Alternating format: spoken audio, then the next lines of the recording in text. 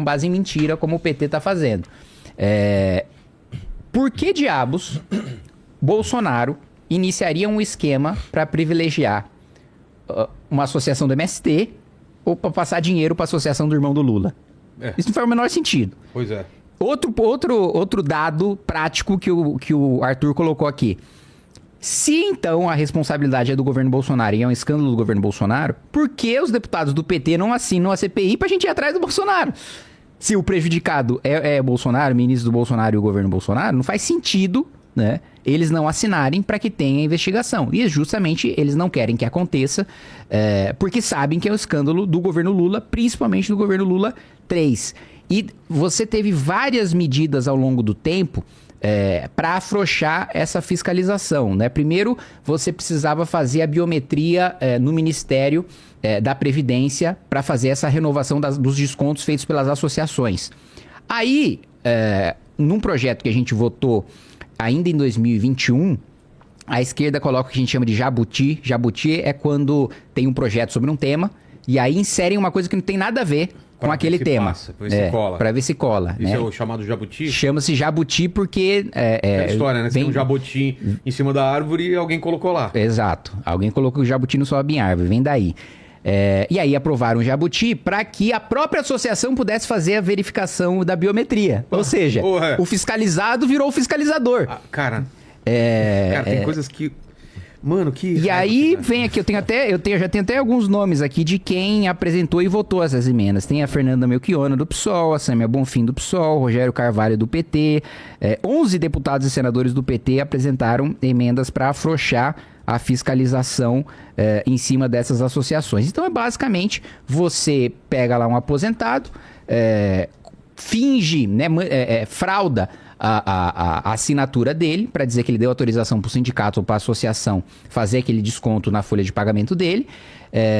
Ele obviamente não fez aquilo, tem os descontos por vários e vários, tem uma quadrilha aí que fazia isso por 20 anos, né? Então vários e vários meses, e agora a polícia descobre que o rombo é de pelo menos 6 bilhões e 200 milhões de reais. Aí a gente pode falar de um outro que foi descoberto recentemente, que é a fraude no consignado, que é aquele cara que é aposentado ou pensionista, e aí faz um empréstimo que é descontado diretamente no pagamento dele.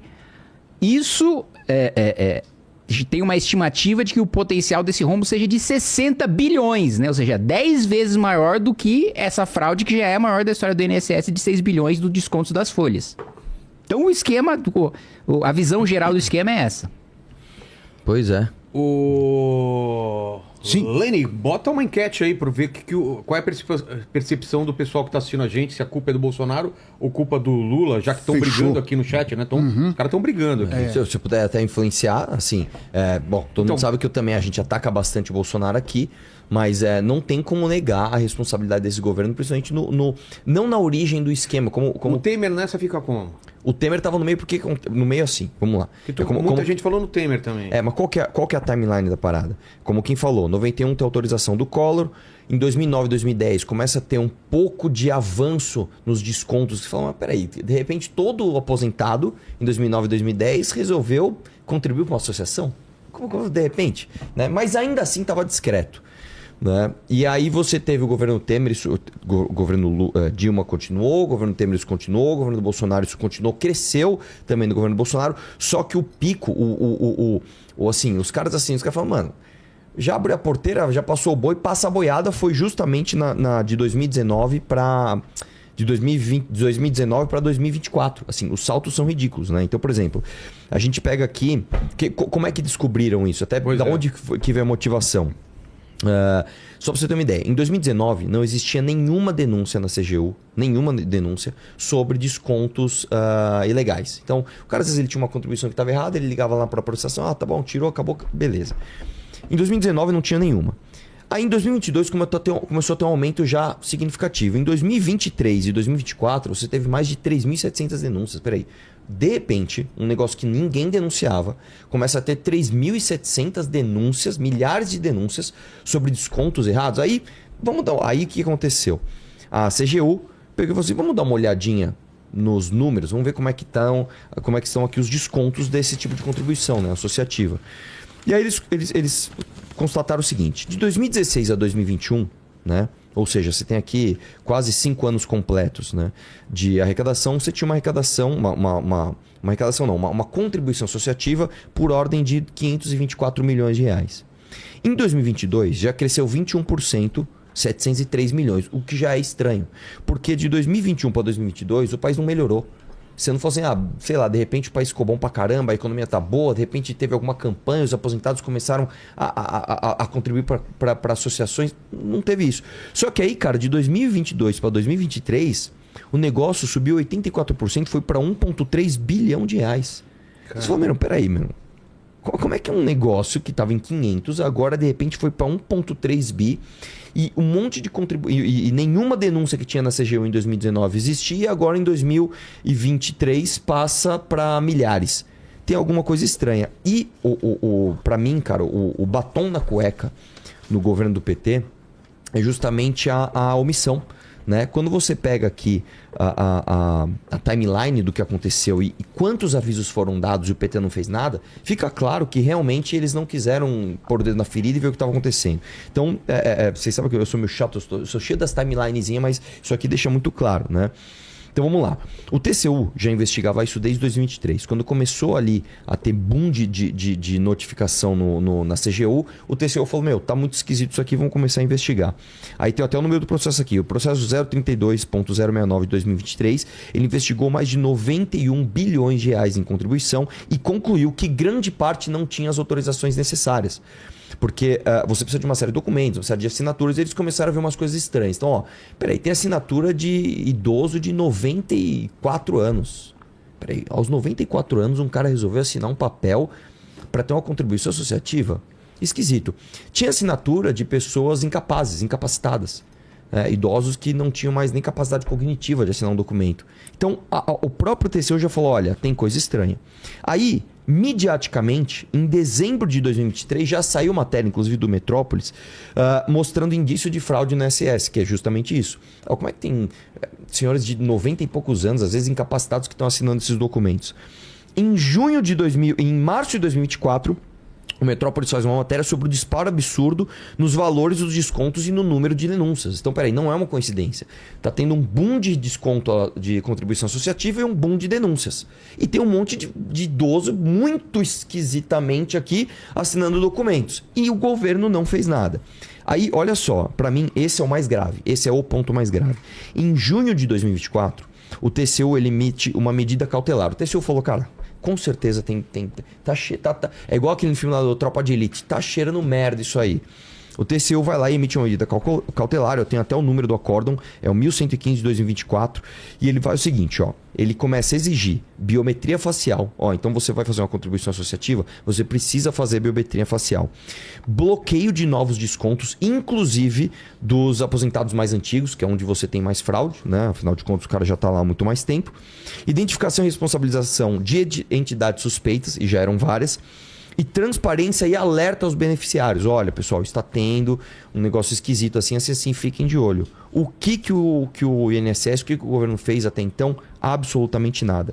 Aí, só em maio de 2025, o subprocurador-geral Lucas Furtado, do Ministério Público, né, junto ao TCU, ele chegou a citar que o escândalo do INSS foi inclusive revelado pela Metrópolis antes da operação da Polícia Federal com o TCU, com a CGU, com a AGU, etc. para tudo isso. Ou seja, o próprio subprocurador entendeu, falou, teve omissão do governo. Então não dá para o cara hoje que é governista vir aqui debater por isso que os caras fogem. Porque não tem como você defender isso.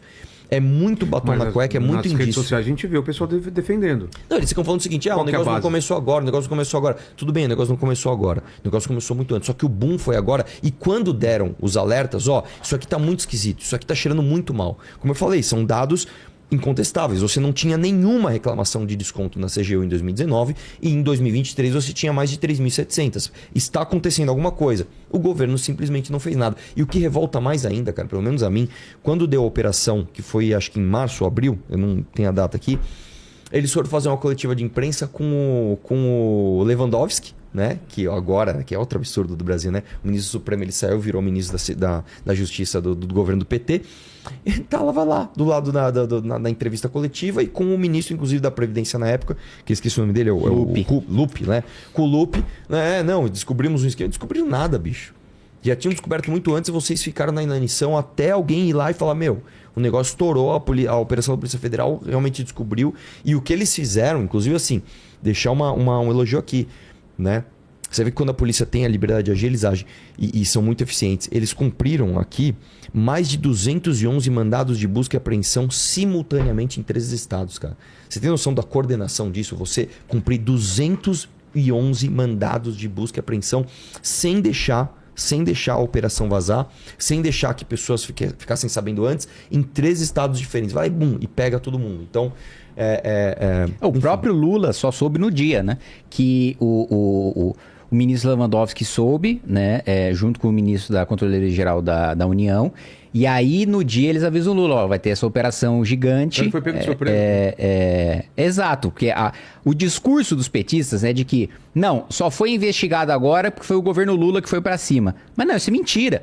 Primeiro porque as investigações só aconteceram por causa da matéria do Metrópolis. O Metrópolis que levantou isso, o escândalo em primeiro lugar, e aí foi juntando, fazendo cada vez mais matéria, juntando cada vez mais provas, mostrando que o escândalo era cada vez maior, e aí chegou num ponto que não dava mais pra ignorar, né? E aí, a Polícia Federal que já estava fazendo a investigação, vem a Controladoria Geral da União e atua junto, mas não tinha mais como ignorar. E veja, várias vezes o Lupe foi alertado, né, de que as fraudes estavam acontecendo e não fez nada. Inclusive antes de saírem as matérias, inclusive em reuniões oficiais. Por isso que ele caiu. Por isso que ele teve que pedir demissão. Porque se tivesse tudo certo, se não tivesse problema nenhum, se na verdade estava acontecendo a fraude antes, e agora o governo foi sério, foi responsável, foi lá, investigou e responsabilizou as pessoas, por que o ministro da Previdência teve que se demitir? Ué, ele é inocente, a culpa é do governo passado. Mas aí o que aconteceu? Em julho de 23, foi o primeiro alerta formal. Teve uma reunião oficial do Conselho da Previdência e um dos conselheiros avisou: o ministro, tá tendo esquema. Aí o ministro falou: não, beleza, a gente vai ver isso aí mais pra frente. Aí, aliás, nessa reunião o Lupe falou: legal essa sua denúncia, mas não é o tema da reunião. Vamos marcar uma outra reunião pra falar disso. Essa foi a desculpa do Lupe, né? Aí depois teve uma reunião... que só voltou esse tema a ser discutido em abril de 2024, quando já estava estourando, né, as operações e quando a imprensa já estava falando muito do assunto. Mas aí já era tarde demais para fazer qualquer operação abafa ou para tentar reverter aquilo que já tinha acontecido. Então, ele foi avisado pelo menos um ano antes das coisas acontecerem, não fez nada e quando chegou na hora quis posar de vítima junto com o governo Lula, dizendo que não, se o roubo aconteceu antes, a gente não sabia, e quando soube, começou a investigar. Não começou. Na verdade, mais uma vez, a imprensa levantou quando ficou insustentável, aí que o governo... A matéria da Metrópolis. Exato. Essa aí foi a primeira matéria que fez com que começassem as investigações da Polícia Federal e, inclusive, o Ministério Público, junto ao Tribunal de Contas da União, começasse a investigar também, como o Arthur colocou. Isso aí, se eu não me engano, é dezembro de 23. Essa é de dezembro de 23, né? Que ela fala dos descontos esquisitos. E depois ela fala do pico, né? De arrecadação. Porque, né? E o negócio é tão descarado, cara, que quando você vai ver, assim... como que é podcast, dá tempo da gente falar, né? Quem falou do Sindinap, que é o sindicato do irmão do Lula, o negócio, assim... O negócio é descarado, cara. Os caras nem disfarçam, né? Então eu vou dar um exemplo pra você do que aconteceu no Sindinap. Que, aliás, o nome é muito bonito, né? É o Sindicato Nacional dos Aposentados, Pensionistas e Idosos da Força Sindical. Eles querem cuidar desses idosos, né? Que é presidido pelo Frei Chico, irmão do Lula. Olha só, em 2020, tá? Esse sindicato, ele arrecadava por volta de 23 milhões de reais por ano. Em 2024, eles tiveram um aumentinho aí no faturamento. Afinal, a economia tá boa, né? Tá tudo maravilhoso. Eles passaram para 154 milhões, velho. Porra. Tipo, cara, os caras nem disfarçaram. Tipo assim, estamos faturando quanto? 24 milhões? Não.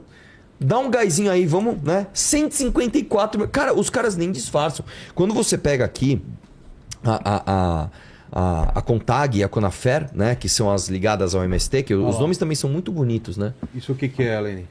É a comparação, né, Dos descontos. Ah, sim, mas esses são os descontos gerais, tá? Esses são os descontos da soma, é isso? Tô conseguindo ver, tá cheio de coisa na frente, mas é isso, né? É alta de Não, todos. desconto anual. Mas quando você pega a organização individualmente, você olha, cara, por que você arrecadou tanto? Você vê que não tem sentido. Então, vamos pegar, por exemplo, né? Eu adoro esses nomes. A Conafer, Confederação Nacional dos Agricultores Familiares e Empreendedores de Famílias Rurais. Né? Não é coisa mais legal? Descobriram, a Polícia Federal e a CGU descobriram, inclusive, que teve liberação ilegal em lote para contribuições. Então, em vez de os caras irem liberando um a um, eles pegaram um lote, aprova, e aprovou. E aí, cara, eles foram atrás de alguns desses aposentados para falar... Você autorizou alguma coisa? Né? E foram fazer uma pesquisa. De repente está tendo, né, um mal entendido. Realmente as pessoas às vezes estão realmente querendo contribuir para essas associações. E aí, basicamente, cara, você tem algumas associações onde 100% das pessoas não autorizaram a contribuição. Simples assim, 100% das pessoas não autorizaram. Tipo assim, você não encontrou uma pessoa que falou, não, eu quero contribuir para essa associação. Simplesmente não existe. Né? Então, assim, o negócio é descarado. Eu apontei aqui, são 13 casos emblemáticos, tá? Um maior que o outro, mas, por exemplo, tem um caso aqui de uma empresa, deixa eu ver qual que é essa daqui, calma aí. Eu tô sempre perdido nesses papéis, né, cara? Mas calma lá, eu vou achar aqui a de número 13. Que uma delas, cara, basicamente, os caras foram fazer a busca e apreensão no lugar, chegou lá, era só uma sala sem nada. Tinha só uma mesa, não tinha nem cadeira. Era uma sala vazia em Brasília, uma salinha pequenininha, com uma mesa. E o faturamento do negócio era tipo de dezenas de milhões de reais. Eu perdi agora o meu papel aqui justamente dessa daqui, mas é um negócio absurdo, cara. Quando você vai ver, é escancarado. Né? São várias associações aqui. Tem a Amar Brasil, a APP, a APN, a AP Brasil, a Associação Acolher, tal. Que outra coisa também que eles faziam, que estava no esquema, tá? Como que eles faziam para beneficiar, inclusive, diretores e ex-diretores do próprio INSS? Eles pegavam essas organizações, punham um laranja para ser presidente. Então, por exemplo, eles pegavam uma associação lá que tinha um presidente que era um senhor de idade de 80 e poucos anos que recebia o Bolsa Família. Então, o presidente da associação era um cara, inclusive, de baixíssima renda. Era um senhor de idade ali que passava dificuldades.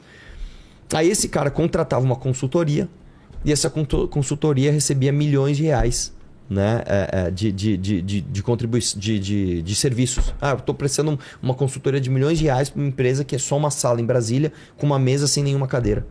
E o diretor dessa empresa, né, que está me contratando, é um senhor de idade que recebe Bolsa Família. Cara, as coisas simplesmente foram escancaradas. Ninguém pensou nem em disfarçar. É um negócio assim, é um negócio absurdo. Né? Deixa eu ver se eu acho um caso E sobre esse desconto que você colocou dos 30... A Contag, hoje, ela é presidida por um ex-vereador e ex-vice-prefeito do PT. Né? E a Contag fez... Né, uma das coisas que a polícia identificou é que a